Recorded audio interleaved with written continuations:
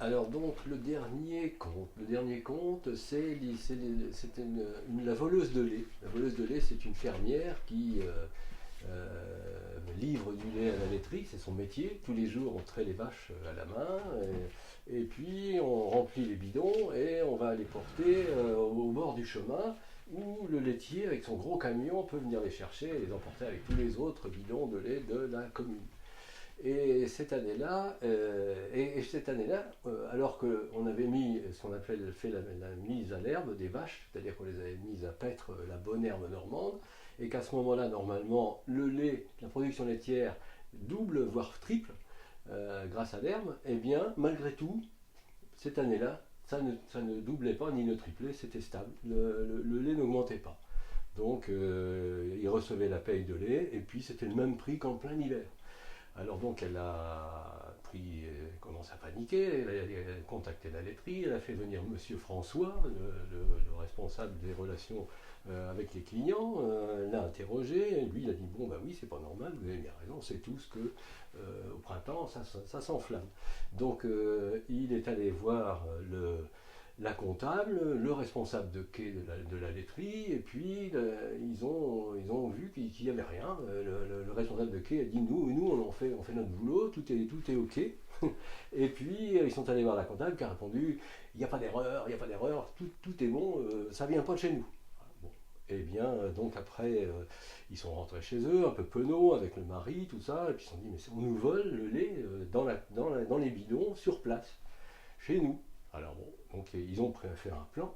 Ils se sont dit, on va monter la garde auprès des bidons, à l'endroit où on met les bidons, qui est quand même assez éloigné de la maison. Donc effectivement, ça a laissé la latitude à un voleur éventuel de faire comme il voulait pendant qu'ils étaient absents. Et là, eh bien, le monsieur est monté dans un grand chêne, il a installé même une cabane pour séjourner, pour être en confort dans son observation de contrôle de voleurs de lait. Et il montait la garde, nuit et jour, rien du tout. Il ne voyait rien. 4 jours se sont passés, il était fatigué, la dame était découragée, parce que c'était quand même une somme infime que ce qu'il recevait de paix de lait. Et puis un jour, sa fille est venue la remplacer, parce que donc elle faisait la cuisine, et dans les fermes de cette époque, on appelait tous les ouvriers qui étaient au champ, au moment du repas, pour les appeler au repas, et comme ils étaient loin, on appelait à la soupe.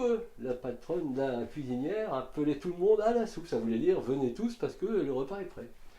Et alors là, elle a commencé à réfléchir. Elle dit dans le fond, puisque on entend à la cantonade qu'on a crié à la soupe, ça veut dire que tout le monde sait qu'on est en train de manger à ce moment-là. Ça veut dire qu'on a 1 heure et demie tranquille.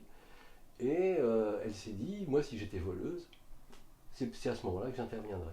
Donc ils ont fait un plan ensemble, le mari et l'épouse, ils se sont dit on va simuler comme d'habitude, hein, mais sauf que moi je vais rester dans le chêne pendant le moment du repas. Et alors ils ont fait ça, et puis à midi et demi, 1h moins le quart, hop, à la soupe, a-t-elle appelé. Et le monsieur, bien sûr, est resté en poste en se disant c'est sûrement là maintenant qu'on va trouver le poteau rose. Et puis il a attendu quand même 10 minutes, puis au bout d'un moment il entend un seau qui tintait.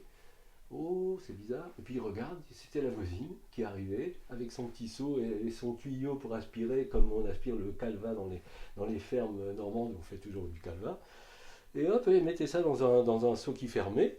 Et puis, alors bon, lui aussitôt il s'est précipité, il est descendu de son arbre à la hâte, presque en tombant d'ailleurs, mais c'était le côté burlesque de la descente n'a pas été souligné.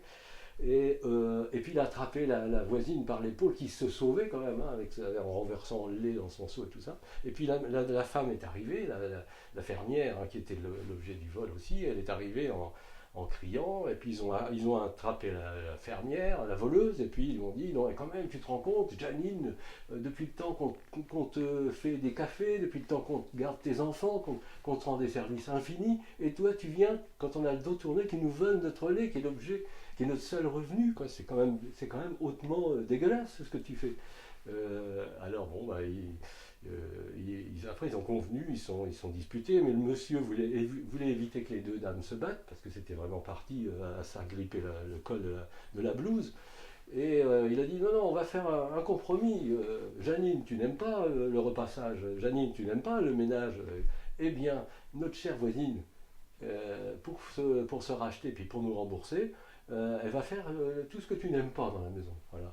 Et gratuitement, bien sûr. Et puis, toi, la voleuse, tu as gardé tout l'argent que tu nous as volé. L'argent du lait, tu l'as gardé ou tu l'as déjà bouffé? Ben, j'en ai gardé les trois quarts. Bon, ben, déjà, tu vas aller chercher les trois quarts. Là. Et puis, si tu ne les rapportes pas, on va en parler à Eugène, ton mari, qui va pas manquer de te mettre une ramponnée. Hein. Tu sais bien comment il est, il fait pas de cadeaux. Hein. Ah non, non, non, surtout dites rien à Eugène. Oh, mon Dieu, je vous donne tout ce que vous voulez. Voilà, ça c'est la fin de l'histoire de la voleuse de lait. Bravo.